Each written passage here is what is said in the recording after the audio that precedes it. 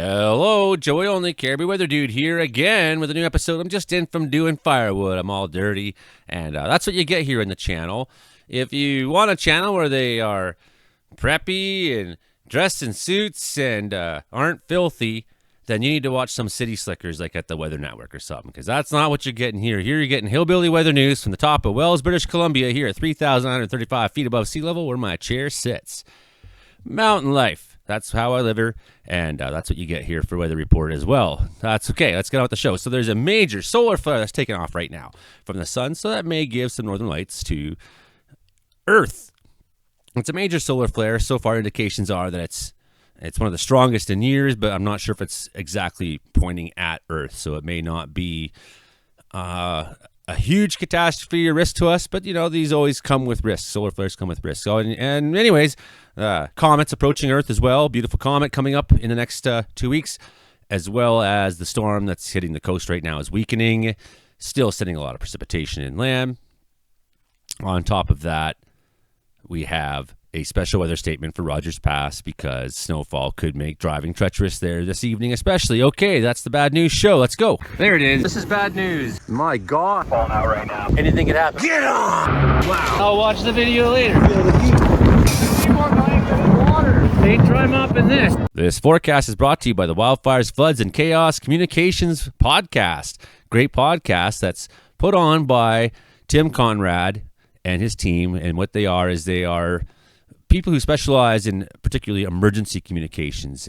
So they are fire information officers for fires and things like that. So this first episode, the new season is launched. The season starts with a 2-part episode interviewing Steph Mason from the Caribou Regional District. She's done incredible work building the Caribou Regional District's emergency program. So this may be something of interest for you if you're interested in chaos and floods and fires and things like that. Sure, and how it all works, how response works, but also it may be very useful for you to listen to if you're have anything to do with any of those things in your local district, in your region, in your community, things like that, if you work for fire departments, etc. All right, let's get on with the show. This is my baby, Interior Weather and Wilderness Watchers. We started over 10 years ago. We got 38,300 members here. It's a Facebook group for people in the British Columbia interior. And I was about to make a post about the solar flare, but Justin over at Weather Center Manitoba had already made a great post, so I decided to just send his on over. The sun just spat out a humongous solar flare that reached a peak of X7.1 class. Okay. This is one of the largest flares launched from the sun in recent years, and the flare appears to be at least somewhat Earth-directed. What does this mean? Well, in the short term, radio blackouts are likely in the daylight side of the Earth. In the long term, it means northern lights are likely on Friday or Saturday night. Hopefully, in British Columbia, we catch a little bit of a break on the weather, just enough to maybe enjoy some of this. So yeah, there comes with a little bit of a risk that this could affect communications and things like that, electrical grids and things that are vulnerable to a strong flare that was observed event. The flare is an eruption of energy from the sun that generally lasts minutes to hours. Flares of this magnitude are not frequent, though. Users of high-frequency radio signals may experience temporary degradation or complete loss of signal on much of the sunlit side of the Earth. Here's a NASA post. Solar cycle 25. Sun emitted a strong solar flare, 6:20 p.m. Eastern Time, October 1st. NASA Solar Dynamics Observatory, which watched the sun constantly, captured an image of the event. Seen as a bright flash in the lower left. This guy right here. The image shows a subset of extreme ultraviolet light that highlights the extremely hot materials in flares, and which is colorized in red and orange. So here's the story on the comet. When is the next comet? We're talking about Comet C2023A3 Sushinshan Atlas. Reaches perihelion on September 27th, 2024 at a magnitude 2.9. Its closest approach to Earth will be on October 12th at a magnitude 4. You can observe this in the southern hemisphere before the perihelion, but now we're coming into the viewing for the north, for us up here. It's already visible with binoculars, and even with the naked eye in the southern hemisphere's morning sky. The best observing time in the northern hemisphere will be from October 14th to 24th, so take note. By that time, the comet will be far enough from the sun in the sky, it might be as bright as the planet Venus. To see the comet, you should look west shortly after sunset. It's been 8,000 years since this comet's been here, so it's been a long time. This is once in a lifetime opportunity, they say. It's a comet from the Oort cloud discovered by Purple Mountain Observatory on January 9th, 2023. You know, I've learned to be skeptical of comets because every time I'm like, oh, wow, a comet.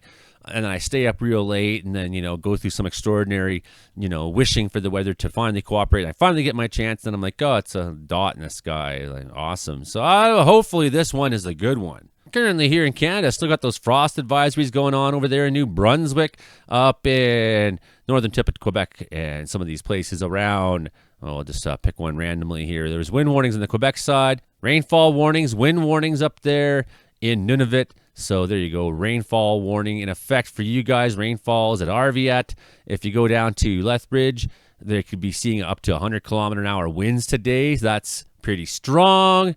Over at Revelstoke, we got some precipitation already in that area going on. There is a special alert statement for the Canyon Hot Springs, BC, and areas like that. Total of 5 to 10 centimeters of wet, slippery conditions possible. Low pressure snow this evening. Snow chance of rain, showers, or flurries later in the evening as the cold front passes. Check drivebc.ca to make sure that you don't run into a wall of total garbage up there. Same thing yesterday. Muncho Lake, 10 centimeters of snow today, still going on up there. So cooler air mass in the Yukon clashing with moist air from Pacific Funnel System. Snow over Muncho Lake, Stone Mountain Parks. Just looking at the satellite image right now, there's our storm up in the North Pacific, and it is weakening fast. So compared to when we looked at it yesterday it was kind of a monster. It was doing a lot of monstrous things. Today it's still pretty strong, but it's weakening out, dying, and it's going to be probably dying on Wednesday and cease to be a storm. At such point, its remnants will kind of move over British Columbia and eventually form an Alberta clipper, and it will move through, maybe intensify as it gets towards Manitoba,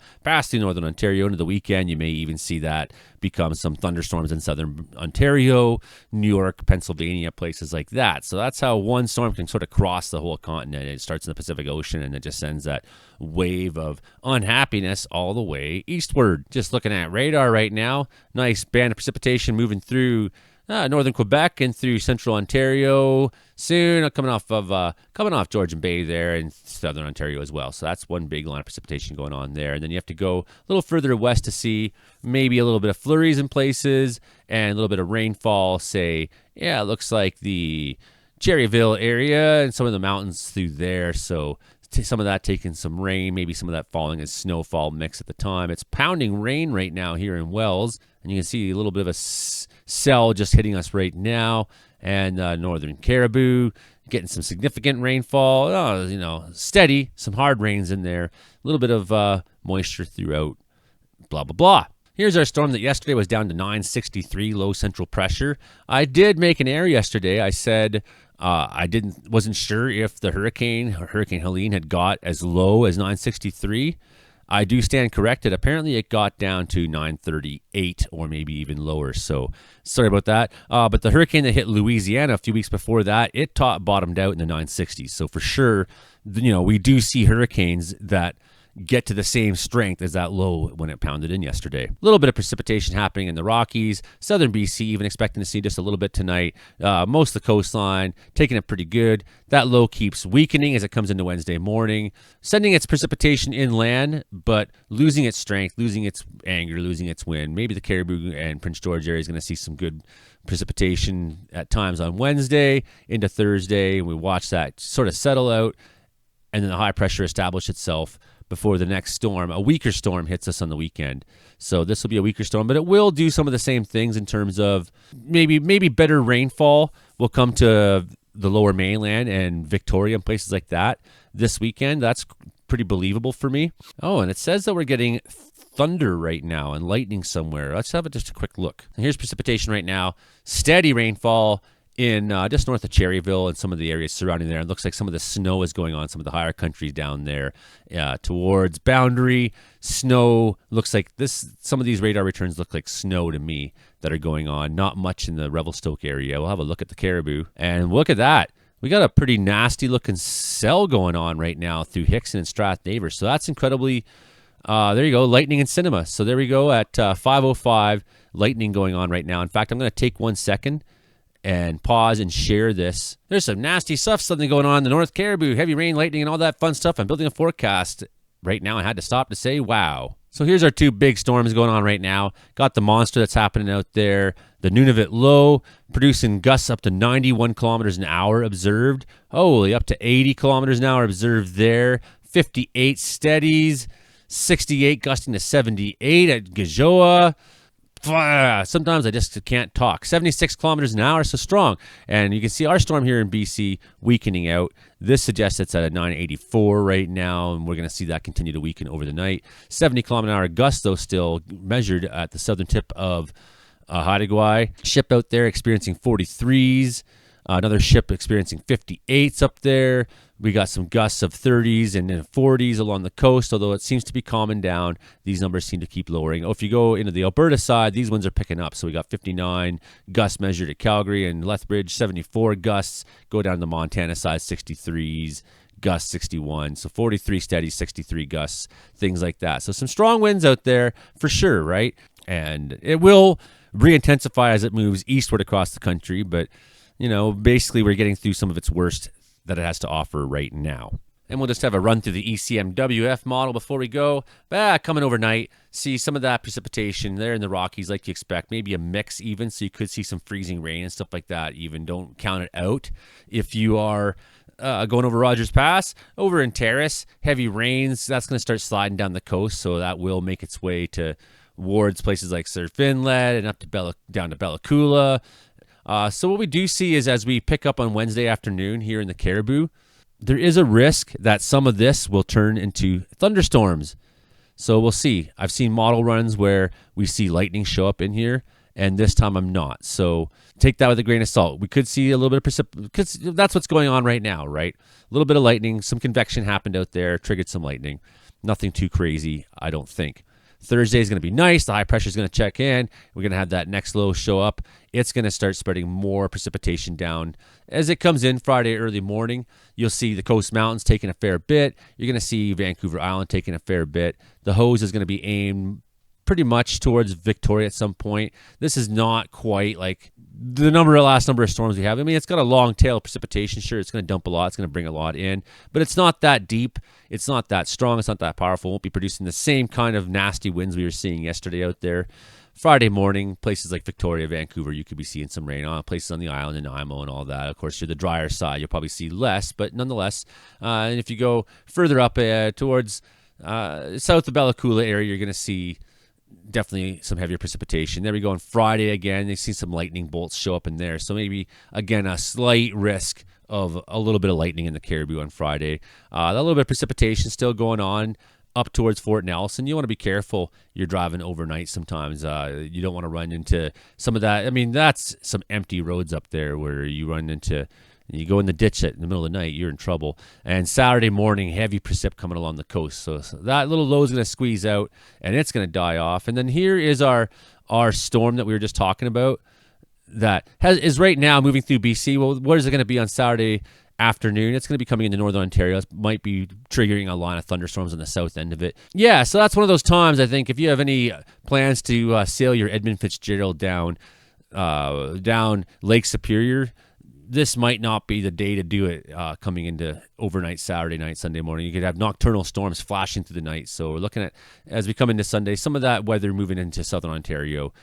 So every once in a while, you just got to stop and go, what the heck? And this is one of those times. 1, 2, 3, 4, 5, 6, 7, 8. 8 tropical storms going on planet Earth right now. What the heck? So all in all, that's about the skinny of it for today. Same old, as I said mostly yesterday, but a little bit of update there. And of course, we got comets and we got northern lights possibly inbound. Who knows? It could disrupt civilization. I mean, if we ever had a Carrington event like we had back in England in the 19th century, it would do a lot of damage to modern infrastructure. These aren't things we say to scare you. I mean, there's just the real possibility that weather will continue to disrupt. Just like, if you tell people last week ahead of time, like, hey, your entire neighborhoods, your entire town might get washed away in giant floods from this hurricane. People don't want to hear that stuff. But I mean, if you don't say it, you are irresponsible. I would feel like a criminal if I didn't say what I know to be true, right? So it's important to me to share my knowledge, right? So thanks to everybody who's supporting me and supporting the channel, and like people like Tara Dean. I thanked her mom yesterday, and Tara also kicked in something as well. And thanks, Tara. It's been a while since I heard from you. I hope your son is doing good. So that's pretty much the show for today. We'll try to check back in tomorrow. And hey, if you're new around here and you don't know, we have the live stream here. It becomes a podcast. It's on Thursday nights at 6:30 Pacific time. That's with Frankie McDonald, radio weatherman Brendan Houck, with meteorologist Mark Ingalls, and our team of storm chasers. That includes Weather Center Manitoba guys, and we often have Jenny Hagen, storm chaser, and Hank Vliestra, and different storm chasers. We got a bit of a community there. So you want to check out our podcast. We got all the weather details from across Canada and beyond. And, of course, the world famous Frankie McDonald. You got to love him. He's the best. So check the podcast out. And then we make a shortened version of that goes out to TV and radio stations. So all over Rogers television outlets on Vancouver Island. And, of course, 3 radio stations in Western Canada. So we're looking for more radio stations. We'd like to expand. But for the meantime, check out the podcast. It's something that's pretty cool. Okay, everybody, I think that's me for today. Thanks so much. Channel's growing crazy. I couldn't believe it. We got over 20,000 views on yesterday's forecast. So I feel like, well, I got to keep talking. People want to hear it. Now that they're all clicking to see yesterday's forecast, I better have an update. So it's like the more you support me, the more I feel like I need to put out more. And the more people are watching, the more I feel like, well, I better keep talking. I better keep being that guy. Better not take my foot off the gas. I better not leave information that's yesterday's information out there. Got to be on the ball. Okay, that's the show. Bye now.